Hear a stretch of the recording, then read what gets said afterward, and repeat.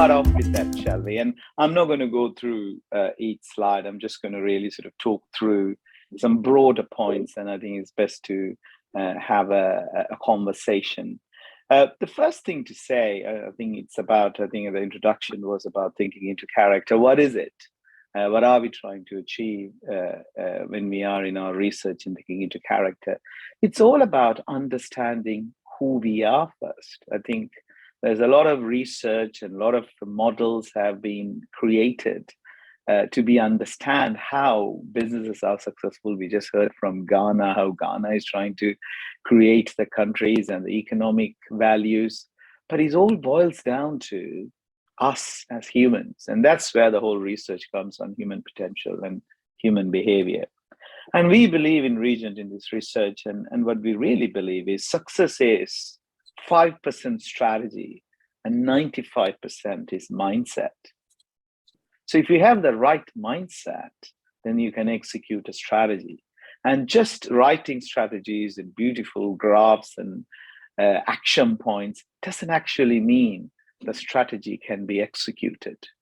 And this is what the top organizations, in California, you can see there's huge amount of growth in companies and various other bits and pieces. And what's happened in company can happen in a nation, it can happen in a family, it can happen in a small company, or it can happen globally. So I think we start with success is 5% strategy, 95% mindset. So what is mindset? And that's what there's two types of mindset. Carol has done a lot of work in Stanford in California, and she talks about the growth mindset and the fixed mindset. And I think we spend a lot of time in terms of what is it? And the keywords are, not wishing to go through each list, about abilities are incremental and we can develop it. I think, we have got something that any other feature in the world don't have, which is the mind. Is a one marvelous and miraculous thing which is given to humans and not to any other living creatures, I would say, in the world. Maybe not yet, who knows, in the future. But currently, we are the highest form of creation. And for us to be able to execute the success, whether it's country, company, nation, or whatever it is, it's about the mindset. And maybe we can go to the next slide, if that's okay. So there, we just picking up from Steve Jobs. And here, what does it really mean? Is rather than sort of really, Steve saying this, it's about the change. I think we all came to this world with two types of aspects. One is our genetic conditioning, which we didn't have a choice. Mom and dad got together and two cells got together. And after X number of days, we made a debut. And then the environment had a big part of who we are. And that's what Steve is talking about. If we are really going to do something, and if it's really not making any impact, and what he's saying is, if today was my last day, would I want to do what I'm doing now? Absolutely. My answer is yes. It's 6:30 in the morning. I got up in California or in Los Angeles, and I love teaching this information.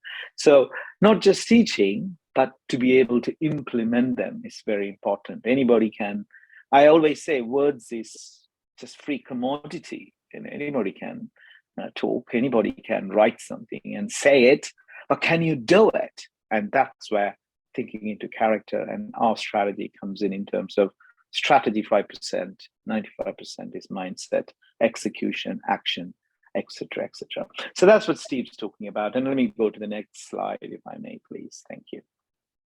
So what is it? As we said, we are a product of our genetics and we are a product of our environment. We use the word paradigm. It could be habits, it could be principles. I think so many authors have written many different aspects of this. But we have a mental program, and this has been created and exclusively control over our habitual behavior. All of our behavior is habitual. And so we are a product of our genetics, product of our environment. Can we change it? That's the question we are trying to do. And if you go to the next cell, and next slide, please. So the research says absolutely you can. And I think the first element, and let me take the environment piece. So over the course of our lives, we were having impressions coming into our mind from the various experiences we have. That's where the environment, because the mind is so receptive and it will just absorb it like a sponge. It'll just take everything. More younger we were, it's like learning a language. We couldn't say no where we were born. We couldn't say no to somebody, the food that we were eating. We are product of somebody else's instructions. We never said, no, I'm not going to learn this language. I'm not going to eat this food. No, you just follow. That's how we have brought up in the environment.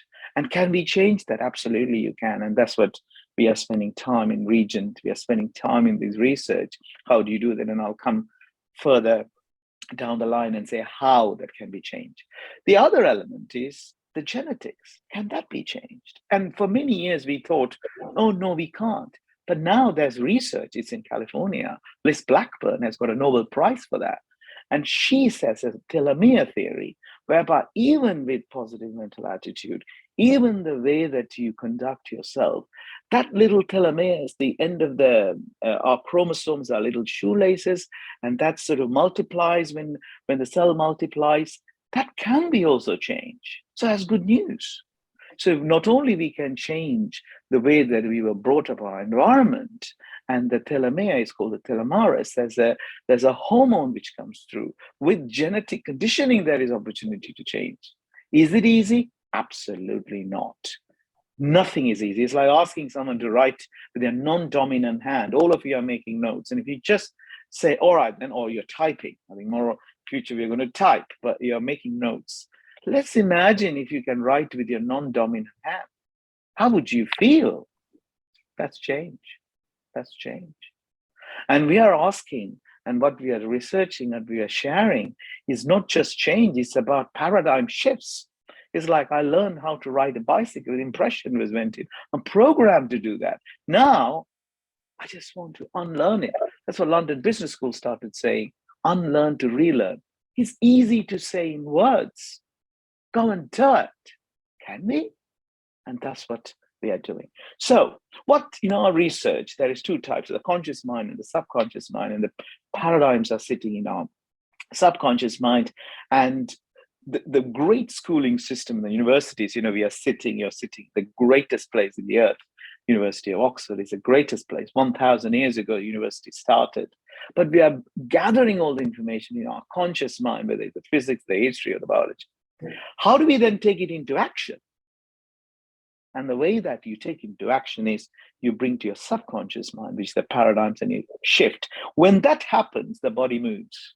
Action. Every action has got its equal and opposite in reaction. I didn't say that. Newton said that. Every cause has an effect. And that's how it works. And I think there is a connection between subconscious, conscious, and the subconscious. And how do you bring that? And maybe take it to the next slide, please. And how do you do that? That's what we do a lot of work in. And this is a great slide. I always like it. We want to give an exam, but there's a great bunch of students out there. And now we've got to climb a tree. We are gone. But that's how we are giving certificates at the end. We're just giving, I wrote a great essay, I wrote a great this, I wrote that, I wrote this, I analyzed it, I got that learning outcome done. Am I actually an educated person? Am I actually able to execute strategies? Or am I still in my 5%? And that's what thinking into character is. And if I can move to the next one, please. And there we are talking about a comparison. And we are not advocating, we are in education. We have over 6,000 students doing undergraduate and postgraduate degrees. So we are not saying the traditional education, we call it outside in education, it's not good or bad. It is vitally important. And that's where you're hearing, you're gathering information, you know a lot of stuff. But if you really want to change your results, if you really want to see new things, you've got to listen, you've got to learn, and you've got to do. And that's the bridge that we are bridging. And when we are bridging that we call that inside out education. What is inside out? Because the education in one of the languages comes from Latin, where it comes from the word educo. What is educo? It means you're drawing something from inside, not pouring a lot of information on top of you, and you become a walking encyclopedia. But you can't do anything. Why? And that's the shift that Regent is trying to do. That's the shift that we need to create, knowing versus doing. And there is another layer now, is being. just being on the present moment and ability to use the mind. And I go to the next slide, and I'll just go very quickly to Q&A, please.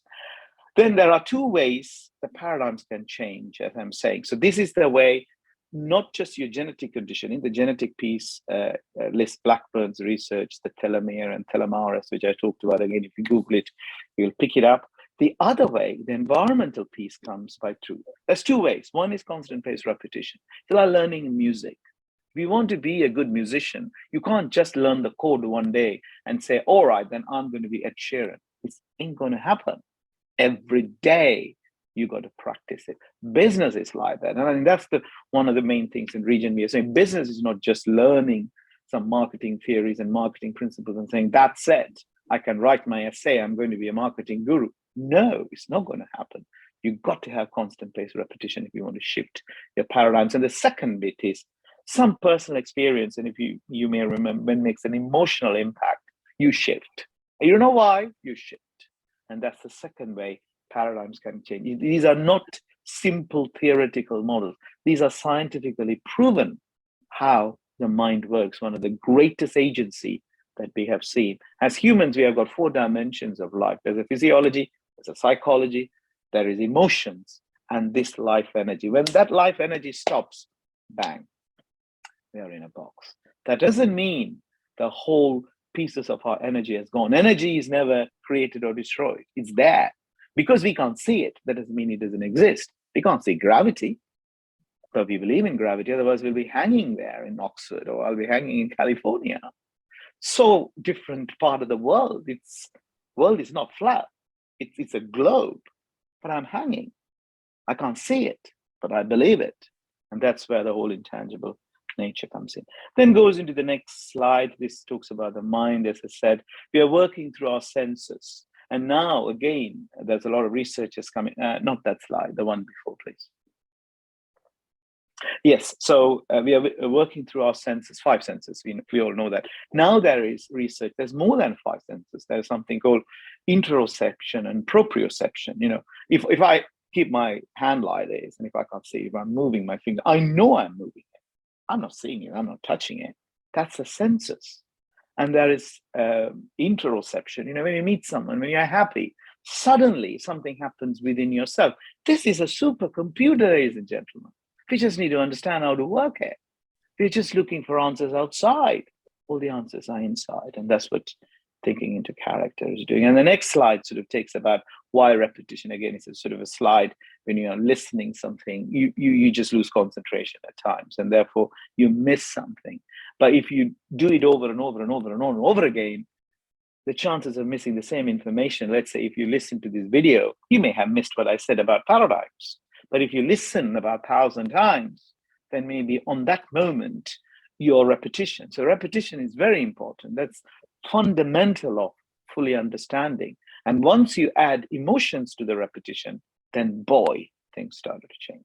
And the last 2 slides, maybe very quickly. One side is knowledge. You can only have knowledge by study. Not the study, the next one, please, sorry. No, other way around, you're going. Other way. Yeah, thank you. So one is knowledge. You can only have knowledge by study, not the study of outside in education. And I'm not saying the outside in education is ours is going to replace. It's complementary. I am talking about the inside out education, understanding who we are, understanding this human computer. This is a supercomputer. For many years I was looking for the keyboard. When the keyboard was given to me, I didn't know which button to press. I'm still looking for the button to press. There's a huge amount. If I know how all the buttons to press, the results of Regent will be so different to what it is now. And that's what we are achieving as a team. And this space of knowledge, and if you don't have that knowledge, you are ignorant. You worry about things. You have fear. You got anxiety. You suppress it. Then ultimately you depression. Oh, what is depression? Which is you created it. I created it. No one created it for us. We blame other people. And then it comes to disease. Always hyphenate that word. Dis-ease. Your body is not at ease with your purpose. And you do it, you are in complete trouble. And if you swing to the other side, if I may, the gentleman who is controlling the slides, that's in knowledge. As I said, knowledge comes through study. Then you have understanding. The other slide, please. Yes. So you have understanding. If you're in that space, you are in faith, your well-being, expression, and you're at ease. At ease, you create. We are all creators. We have the inherent ability to create, but we got to unlock that. We need to unleash that. The best example of creation is this morning. If I have, after this, I have a breakfast and I have a piece of bread, in 4 hours' time, it's going to be my flesh. Who created it? I did. Nobody else. The same thing, the lunch you had or the breakfast you had. So we are inherent creators, but we just need to understand the dimension. We need to unleash that. When you unleash that, then we become, whatever we want to create, a business, a nation, we're talking about Ghana, we can do that. But we just need to understand the rules of engagement. And the next slides, when you do that, you go through these huge concept of the other way around. Yeah, thank you. How your awareness, everything is awareness. And once your awareness level increases, you become more and more successful, productive, whatever the language that you can quote. At the lowest level, you react, anistic, fight or flight. On the top level, mastery. You respond, you think and plan.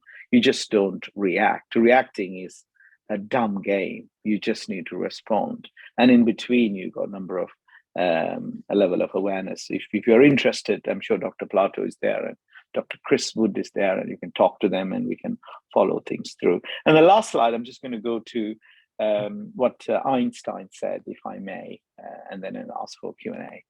So if you follow to the next slide, please. When you see Einstein, you can stop. There you go. So he said something quite fantastic. And what he said was, the intuitive mind is a sacred gift, and the rational mind is a faithful servant.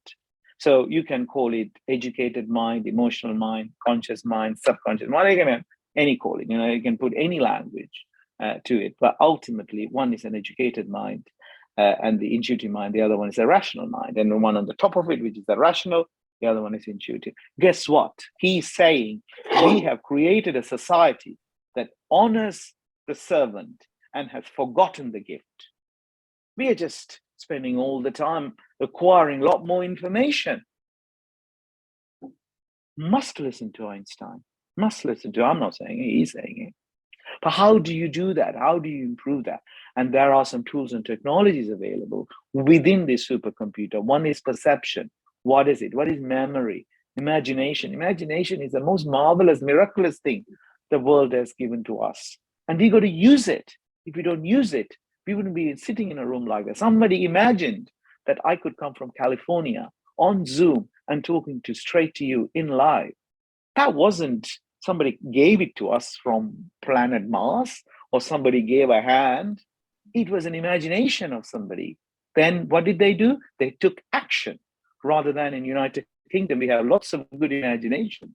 They're not taking it to action. We are giving to us in America. We've got to do something about it. Internet was invented in United Kingdom, but who marketized it? Somebody else. And we got to do it. And this is a great opportunity for us to do in the post-Brexit, post-pandemic environment. And then reason, then intuition and will. These are intellectual factors given to humans. The animals don't have that. They may have a little bit of memory. They may have a little bit of that imagination. But these are the tools and technologies available for us to be able to become human.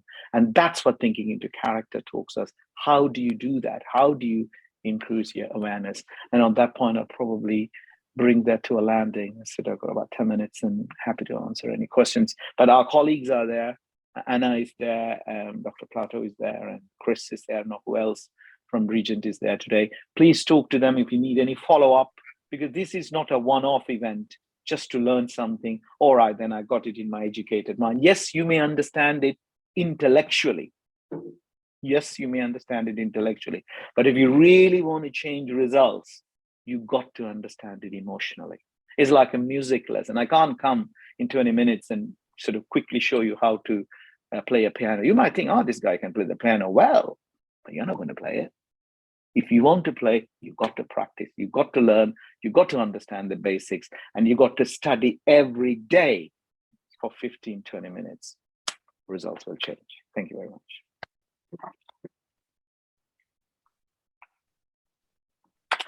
Happy to answer any questions. I'm not sure.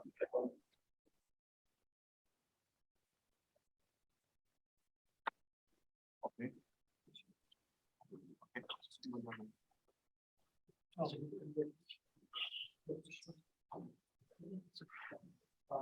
Sir, I have one question. My name is Dr. Rahim Sundu. This was very interesting presentation. It was more a psychology sort of thing. So how would you think that ego and superego will affect the learning process? I think the best way to say, you need to have a level of confidence to learn.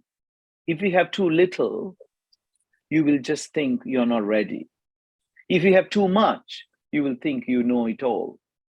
So what you need is a balanced approach. So again, English language is a great thing. You know, what is ego? You can go and look at an Oxford dictionary for that. So what you really need is the ability to be able to yawning for it. I want to learn. I want to know how this supercomputer works. Do we know that? Do I know that? So soon as the ego will disappear, when we realize we are nobody in this whole cosmos, the whole world, this little planet is insignificant. But within that insignificance, we will sit in Oxford, I'll sit in Stanford or in California, then I'll be turn around and say, oh, I am Selva, I am big. Am I? I'm nobody. When tomorrow something happens, I wouldn't even know. None of us even know.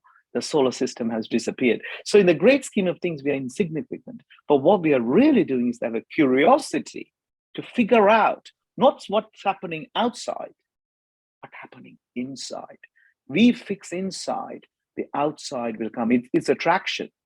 It is beyond psychology. You know, it's interesting you said psychology. It's psychology, it's physiology, it's energy, it's physics. Einstein talks about physics. And then ultimately the life energy. Those are the four pillars of human existence in this planet. And we just need to discover it, and not just studying theoretical knowledge is enough. And that's what we would say. So the ego comes from our own paradigms. Oh, I am this, I am that. Am I? Do I really know how this supercomputer works? And that's what in Regent we're trying to do. I trust I managed to answer your question.